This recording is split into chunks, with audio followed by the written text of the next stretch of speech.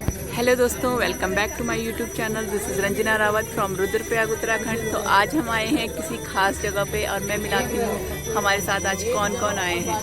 तो ये हमारे त्रिवेणी नारायण से हमारी महिला मंगल दल की अध्यक्षा श्रीमती अनीता देवी जी, और उनके साथ हैं श्रीमती सरोज देवी जी, और ये हमारी साथ में एक और महिला आई हैं, वो हैं रुद्रप्रयाग की जो धूप अगरबत्ती बनाने का काम करती हैं, उनकी उस ग्रुप की अध्यक्षा हैं। और मैं आपको दिखाती हूँ कि यहाँ पर अभी एक प्रोग्राम हो रहा है और इस प्रोग्राम में क्या क्या खास होने वाला है वो मैं आपको आगे बताती रहूँगी। बेसिकली ये मिलेट मिलाप प्रोग्राम है। मिलेट्स यानी कि जो हमारे पहाड़ों के मुख्य अनाज हैं, जैसे कोदा, झंगोरा, कौड़ी, ऐसे वाले जो अनाज हैं उनको मिलेट कहा जाता है। तो ये प्रोग्राम है ऐसे लोगों के लिए है जिनका रोज़गार जुड़ा हुआ है मिलेट से। तो और वैसे ये प्रोग्राम करवाया जा रहा है भारतीय वन्य जीव संस्थान के द्वारा। नमामि गंगे प्रोग्राम के अंतर्गत ये प्रोग्राम करवाया जा रहा है। तो नमामि गंगे के इस प्रोग्राम का उद्देश्य है कि अधिक से अधिक महिलाओं को स्वरोजगार से जोड़ा जाए। तो इसके लिए ये लोग उनको टेक्निकल सपोर्ट भी देते हैं। कि आपको इस प्रोग्राम की पूरी जानकारी के लिए आपको ये पूरी वीडियो देखनी पड़ेगी। तो देखते हैं। इन्वॉल्व हैं, तो आप लोगों का मैं खास तौर पे स्वागत करती हूँ और आपकी उपस्थिति यहाँ पर बहुत मीनिंगफुल है, क्योंकि इसके साथ साथ हमारे कम से कम 2 राज्यों से आए हुए गंगा प्रहरी भी मौजूद हैं। और अगर आप वहाँ पे, पता नहीं सब लोग वहाँ पर क्यों बैठ गए हमारे गंगा प्रहरी, पर वो सब लोग जो है उत्तराखंड और उत्तर प्रदेश से हमारे जो मैं कहूँगी फॉरमोस्ट गंगा प्रहरी हैं, जो मिलेट प्रैक्टिशनर्स हैं, ट्रेंड हैं और मिलेट के प्रोडक्ट्स बनाते हैं। और कुछ ऐसे हैं जो इस कार्य को बहुत आगे तक नमामि गंगे प्रोग्राम के साथ में ले जाना चाहते हैं और लेकर जाएंगे हम लोगों के साथ। तो मैं मिलेट्स के बारे में तो आप लोगों से ज्यादा नहीं बता सकती, परंतु मैं इस प्रोग्राम की 95% जो गंगा का पानी है वो हरिद्वार में खत्म हो जाता है। जो पहाड़ों से आया हुआ पानी है वो डैम्स के द्वारा और कैनाल्स के द्वारा 95% हरिद्वार तक खत्म हो जाता है। उसके बाद गंगा जी जो चलती हैं वो सहायक नदियों के द्वारा और ग्राउंड वाटर रिचार्ज के द्वारा चलती हैं। तो ये बोल देना कि सारा गंगा का जल हिमालय से आता है और सिर्फ हिमालय का ही रोल है गंगा को बनाने में और वो करने में, तो वो सही नहीं है। हमारी प्रत्येक नाले, नदियां, नौले, गदेरे, सबका रोल है इस गंगा को बनाए रखने में। हरिद्वार से आगे जाके बिजनौर इत्यादि से होते हुए मेरठ गंगा पहुंचती है, जो कि 1897 की क्रांति के लिए प्रसिद्ध है। तो गंगा जी के साथ साथ सिर्फ हमारा पानी नहीं जुड़ा है, हमारी सभ्यता, हमारा इतिहास, हमारा धर्म और हमारी परंपरा भी जुड़ी हुई है। और उसके साथ साथ हमारा जो आर्थिक विकास है वो भी आज से नहीं जुड़ा हुआ है, वो भी बहुत प्राचीन काल से जुड़ा हुआ है। उसके बाद गंगा जी पहुंचती है कानपुर, जो कि एक इंडस्ट्रियल सिटी के नाम से जाना जाता है और जो कि एक कुख्यात शहर भी है इस मायने में कि वहां से बहुत ज्यादा जो सीवेज है वो गंगा जी में जाता था। परंतु अभी जो है एनएमसीजी के सौजन्य से एसटीपी के द्वारा बहुत से ऐसे बड़े बड़े नालों से पानी को स्वच्छ करके ही गंगा जी में छोड़ा जा रहा है। इसके बाद संगम में गंगा जी पहुंचती हैं, जहाँ पे यमुना उनसे मिलती हैं। और सरस्वती का तो आपको पता है कि वो विलुप्त हो चुकी है, परंतु यमुना से मिलने के बाद ही गंगा जी में नए जीवन का संचार होता है पानी के रूप में, और जो जलीय जीवों की जो प्रजातियां हैं उनके रूप में, जैसे कि डॉल्फिन्स, घड़ियाल, मगर। क्योंकि यमुना को जो स्वच्छ बनाती है वो चंबल नदी है, और चंबल नदी का जो हमारे देश की सबसे स्वच्छ नदी है वो उनमें से एक है। और चंबल जब यमुना से जुड़ती है और यमुना जब गंगा से जुड़ती है तो जीवन एक नया जो है पानी की धारा और एक गंगा जी का स्वरूप प्रकट होता है। इसके बाद वो पहुंचती है हमारी विश्व की जो सबसे पुरानी नगरी है वाराणसी में गंगा जी पहुंचती हैं। और वाराणसी के बारे में तो आपको मालूम ही है कि हमारे चाहे वो किसी भी तरह का आर्ट फॉर्म हो, उसका कहीं ना कहीं लिंक जो है वो वाराणसी से है। चाहे वो म्यूजिक हो, चाहे वो डांस हो, चाहे वो वाद्य यंत्र हो, चाहे वो लेखन हो और चाहे वो धर्म हो, उसका जो है कहीं ना कहीं जुड़ाव वाराणसी से है और प्रत्येक व्यक्ति अपने जीवन काल में एक न एक बार वाराणसी में माँ गंगा के दर्शन जरूर करना चाहता है। और आज हमारे यहाँ पे वाराणसी से भी हमारे गंगा प्रहरी आए हुए हैं। उसके बाद पटना हम पहुंचते हैं, जो प्राचीन काल से ही पाटलिपुत्र के नाम से जाना जाता है और मौर्य काल से ही एक बहुत ही महत्वपूर्ण ट्रेड सिटी भी रही है। और जो गंगा जी में आज हम जब नेशनल वाटरवे 1 की बात कर रहे हैं तो ये कोई नई सोच नहीं है। Ganga was always a waterway since the Mauryan Empire, since the 3rd century BC. Ganga has been used as a waterway for the purpose of trade. तो पाटलिपुत्रा को कनेक्ट करते हुए जो हमारा पूरा अरेबियन सी तक का ट्रेड भी है, वो माना जाता है कि उस वक्त में ये सब नदियां लिंक्ड थी और शायद नदियों को लिंक करने की भी जो ये मुहिम है ये भी पुरानी है। उसके बाद गंगा पहुंचती है सिल्क नगरी भागलपुर में, जो कि बिहार में स्थित है और जो कि एक बहुत ही महत्वपूर्ण ऐतिहासिक स्थल भी है और साथ साथ हमारे देश का एकमात्र डॉल्फिन अभ्यारण्य विक्रमशिला डॉल्फिन सेंचुरी भी है। हमारे देश में एक ही डॉल्फिन अभ्यारण्य है, एक वाइल्ड लाइफ सेंचुरी है, विक्रमशिला के नाम से प्रस्तुत है और जानी जाती है और वो भागलपुर में है। और ऐसा नहीं कि डॉल्फिन भागलपुर में ही दिखती हैं, बिजनौर से आगे जितना भी गंगा का क्षेत्र है जहां पर पानी का फ्लो सही है वहां पे डॉल्फिन दिखती हैं। परंतु भारत सरकार का ये एक कंसर्टेड एफर्ट है वाइल्ड लाइफ सेंचुरी के रूप में डॉल्फिन को बचाना। और यहाँ पर इसके साथ साथ एक गरुड़ प्रजनन केंद्र भी है। तो पक्षी जो हमारे प्रवासी पक्षी हैं जिसको गरुड़ बोला जाता है, ये एडजुजेंट स्टॉर्क जिसको बोला जाता है, उसका भी एक ब्रीडिंग सेंटर भागलपुर में है। और उसके बाद जो है कई साहिबगंज पश्चिम झारखंड का साहिबगंज डिस्ट्रिक्ट से होती हुई, पश्चिम बंगाल फरक्का इत्यादि से होती हुई गंगा जी कोलकाता से होती हुई गंगा सागर में समाती हैं। और कोलकाता तो आपको पता ही है, वो इतिहास के रूप में और हमारे ट्रेड सेंटर के रूप में, कल्चर और लिटरेसी के रूप में एक बहुत इंपॉर्टेंट सेंटर है। ये जर्नी में आपको ले जाने का मेरा तात्पर्य यही था कि गंगा कई मायनों में हमारे जीवन से जुड़ी हुई है और इसीलिए गंगा का बहुत सारा महत्व है, जैसे कि क्लियर है, चाहे वो धार्मिक हो, चाहे वो सोशल हो या वो इकोलॉजिकल हो। और ये आप कुछ पिक्चर्स देख सकते हैं। ये मणिकर्णिका घाट है जहाँ के लिए मान्यता है कि यहाँ पर कभी भी चिता की अग्नि बुझती नहीं है और उस पूरे क्षेत्र में लोग आके रहते हैं अपने जीवन के अंतिम सालों में ताकि उनका संस्कार इसी घाट पे हो सके। परंतु ये भी एक इसका पहला दिखाइए, ये देखिए इसका जो पहला है, ये इसके बगल में दशामेध घाट है जहां पर कि जीवन को सेलिब्रेट करा जाता है और उसी से 50 मीटर की दूरी पर ये मणिकर्णिका घाट है जहां पर कि मृत्यु को सेलिब्रेट करा जाता है। तो गंगा जी हमें बहुत सारी चीजें सिखाती हैं कि ये सब साथ में चलता है। ये पश्चिम बंगाल, आगे चलो। परंतु ये भी हम लोग जानते हैं कि गंगा जी के आसपास रहने वाले बहुत सारे लोग जो है वो इस पे निर्भर करते हैं और बहुत से ऐसे भी लोग हैं जो गरीबी की रेखा से नीचे हैं और इसलिए उनके और इसके अलावा गंगा जी का जो वीडियो मत चला, तो ये जो लोग हैं इनकी निर्भरता को गंगा जी में किस तरह से सामंजस्य बनाया जा सके। निर्भरता को कम करने का मतलब ये भी हो सकता है कि उनको डीलिंक करा जाए, पर डीलिंक करना कोई एक बहुत अच्छा रास्ता नहीं है। उनके उस लिंक को पारस्परिक जो है तौर पे उनके लिए बेनिफिशियल बनाया कैसा जाए, ये हम लोगों का पूरा उद्देश्य है। इसके अलावा आप कुछ इंटरेस्टिंग स्पीशीज के वीडियोस, शॉर्ट वीडियोस दिखाना चाहूंगी मैं इससे।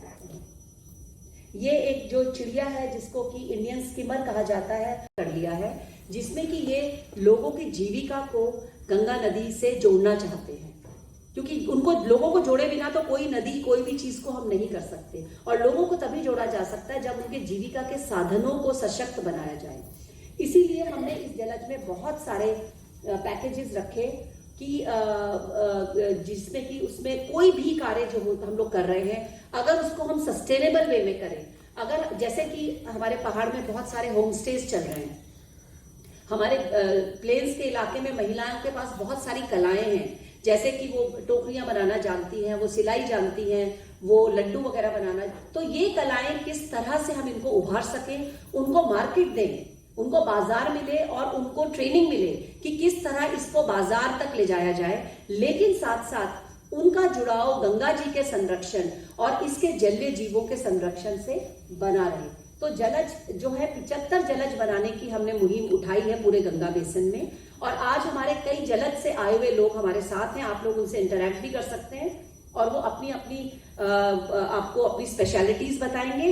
हर जलज की एक थीम है, लेकिन एक बेसिक थीम है, लेकिन पेरिफेरल थीम सब कॉमन है कि वहां का जो स्थानीय कल्चर है, खाना है, फैशन है, कपड़ा है, स्किल्स है, हर चीज को हमें एक बहुत ही सस्टेनेबल वे में मार्केट करना है, क्योंकि मार्केट ही जीतता है, पर्यावरण नहीं जीतता। जीत हर वक्त मार्केट की होती है, क्योंकि वो आम व्यक्ति से जुड़ा हुआ है, क्योंकि वो व्यक्ति के, मैं बोलूंगी, उनके सेल्फ इंटरेस्ट से जुड़ा हुआ है।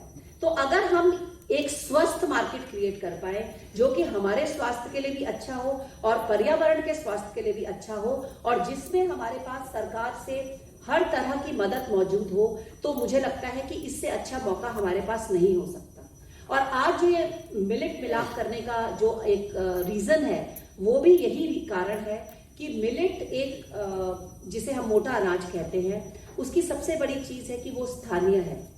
और वो स्थानीय इसलिए है क्योंकि वो वहां के इकोलॉजिकल कैरेक्टर्स, वहां के लोगों के स्वास्थ्य, उनके टेस्ट के अकॉर्डिंग वहां पर उसकी उत्पत्ति होती है। लेकिन over the years market forces की वजह से लोगों ने मिलेट्स उगाना छोड़ दिया, मिलेट्स खाना छोड़ दिया, क्योंकि उन्हें लगा कि राशन की दुकान से जो राशन मिलता है उसको खाने में एक स्टेटस है, उसको खाना बेटर है, इजी है, और वही चीजें जो कि बाजार में बिक सकती हैं उनको उगाने में फायदा है। लेकिन उन चीजों को उगाने से एक चीज जरूर हुई कि जो महिलाओं के हाथ में कंट्रोल था फूड ग्रेन्स के ऊपर, वो उनके हाथ से छूट के मैन के हाथ में गया और बाजार में चला गया। तो बाजार का खाना तो आप तभी खा सकते हैं जब आपके हाथ में कैश होगा। अगर कैश नहीं होगा तो आप भूखे ही रह सकते हैं। तो हिमालय क्षेत्र में खास तौर पे, या हमारे जो उपजाऊ गांव हैं गंगा के क्षेत्र के, वहां पे कभी भूखमरी नहीं थी, कभी भी नहीं थी, गरीबी थी। परंतु अगर हम इस तरह की प्रैक्टिसेस को बढ़ाते गए तो बहुत दूर नहीं है वो दिन जबकि भूखमरी भी आएगी। तो हमें वापस वहां के जो ट्रेडिशनल ग्रेन्स हैं, वहां के जो अपनी चीजें हैं, उनको लाना है। लेकिन उनको, और बहुत लोग मुझे बताएंगे, मुझे पहाड़ की महिलाएं बताएंगी कि हम जो आज यहाँ पे बार्नयार्ड मिलेट शायद 150 रुपए किलो बेच रहे हैं, वो गांव से 30 रुपए किलो बेचती है। तो उसको बाजार देना, उसकी प्रोसेसिंग में उनको ट्रेन कराना, और कुछ प्रोडक्ट्स हमने रखे हैं यहाँ पर जो कि उन्होंने बनाए हैं, जो कि उनको ट्रेनिंग दी गई और उन्होंने प्रोसेस करके बनाए, विच आर हाईली मार्केटेबल और जो बहुत ज्यादा डिमांड में है। इनफैक्ट अभी काफी सारे प्रोडक्ट्स मैं दिल्ली भी लेके जा रही हूँ, क्योंकि एनएमसीजी ने ये बोला है कि उनके ऑफिस में अब इन प्रोडक्ट्स के अलावा और कोई प्रोडक्ट सर्व नहीं होंगे, चाहे वो बिस्किट हो हमारी महिलाओं के द्वारा बनाए गए, चाहे वो लड्डू हो। और इस दिवाली पे ये बात हुई है कि हमारी महिलाओं के द्वारा या हमारे जलज ग्रुप्स के द्वारा बनाई गई मिठाइयां ही हर जगह बांटी जाएंगी। और हमारे जो यंग बच्चे हैं जो बल्ब्स बना रहे हैं, धूप अगरबत्ती बना रहे हैं, बैग्स बना रहे हैं, यही सारे प्रोडक्ट सब जगह दिए जाएंगे, बास्केट्स बना रहे हैं। तो इस तरह हम लोगों ने भी यही सोचा है कि हम अपने पर्सनल यूज में भी इसके अलावा और कोई भी प्रोडक्ट यूज नहीं करेंगे, बिकॉज शुरू में तो हम ही को इनका एडवर्टाइजमेंट बनना पड़ेगा, हम ही को मॉडल बनना पड़ेगा। लेकिन धीरे धीरे जब लोगों की ये बात समझ में आएगी तो खुद ही ये मार्केट्स बनेंगे और ये जलज इंडिपेंडेंट हो जाएंगे। जलज मिलेट्स को प्रमोट करने का दूसरा कारण है कि गवर्नमेंट ऑफ इंडिया इस वक्त नेचुरल फार्मिंग को प्रमोट कर रही है पूरे गंगा बेसिन में, और नेचुरल फार्मिंग में सबसे बेस्ट रिजल्ट जो है वो मिलेट ही देगा। बाकी तो जितने हाइब्रिड क्रॉप्स हैं वो तो हो ही नहीं सकते नेचुरल फार्मिंग में। और जिस तरह की कई देशों का अनुभव है कि नेचुरल फार्मिंग की वजह से उनकी इकोनॉमी खत्म हो गई, हमें वो नहीं करना है। हमको नेचुरल फार्मिंग करनी है और उस प्रोडक्ट को एकदम high value, high end product बनाना है। इसीलिए आप सब लोगों को आज हमने यहाँ पे आमंत्रित करा है कि हम ब्रेनस्टॉर्मिंग करें कि फिलहाल हम उत्तराखंड की ही बात कर लें, और कि किस तरह से हम मार्केट भी डेवलप कर सकते हैं, हम इसको पॉपुलराइज कर सकते हैं और इसको आत्मसात कर सकते हैं अपनी डेली लाइफ में। तो पुनः बहुत बहुत आप सभी लोगों का स्वागत, and I wish you the best for a very very fruitful workshop. जय हिंद, जय गंगे। यह संदेश दिया जा रहा है जन जन को कि मोटे अनाज और जो हमारे पुराने अनाज हैं उनको खाने से, उगाने से कितने लाभ हैं। ये हमारे स्वास्थ्य के लिए कितने अच्छे हैं, ये हमारी पृथ्वी के लिए कितने अच्छे हैं, ये हमारे किसान भाइयों के लिए कितने अच्छे हैं। ये इंश्योरेंस है हमारी सेहत का, ये इंश्योरेंस है हमारी कृषि का, ये भविष्य है हमारी कृषि का। बस एक छोटा सा बदलाव इन अनाजों से हमें इतने सारे लाभ दे सकता है। प्रोग्राम तो बहुत लंबा चला, तो इतने लंबे प्रोग्राम को रिकॉर्ड करना भी थोड़ा मुश्किल है, लेकिन इस प्रोग्राम के बीच में हमको पता चला कि आज लंच में यहाँ पर हम सबको पहाड़ी खाना सर्व होने वाला है। तो पहाड़ी खाना सुन कर के थोड़ा सा मुंह में पानी आ गया, पेट में चूहे जो दौड़ रहे थे वो और तेज़ से दौड़ने लग गए। तो फिर हम अपने लंच का बेसब्री से इंतज़ार करने लगे। तो चलो सीधे चलते हैं फिर अब लंच पे। और जो आज हमें पहाड़ी खाने मिलने वाला है वो है मंडवे की रोटी घी के साथ लगी हुई और भांग की चटनी और पहाड़ी आलू के गुटके, कि बहुत टेस्टी लग रहा है दिखने में। और ये मुनस्यारी के special rajma, oh my God पानी आ गया मुंह में। और ये है कड़ी पकौड़ा, और इसके साथ जो स्पेशल है यहाँ पर वो है ये है red rice, Himalayan red rice. और ये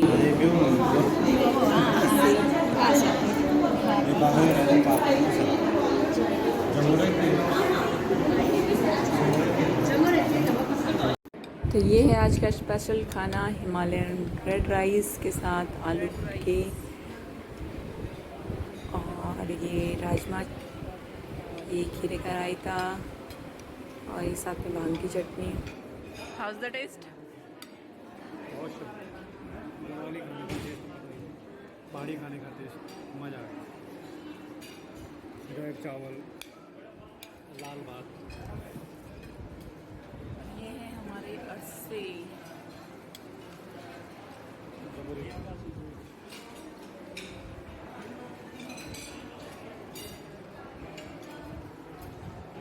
झंगोरे की खीर। तो पहाड़ी खाना खाने के बाद अब हम खाते हैं कुछ पहाड़ी sweet dish.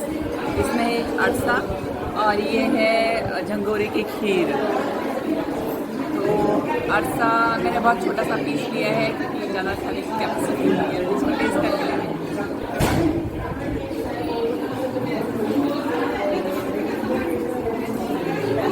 Test is good, और इसमें कुछ टेस्ट को बूस्टअप करने के लिए कुछ और चीज़ें मिलाई जैसे इलायची वगैरह, और पता नहीं क्या मिलाया है जिससे टेस्ट और अच्छा हो रहा है इसका।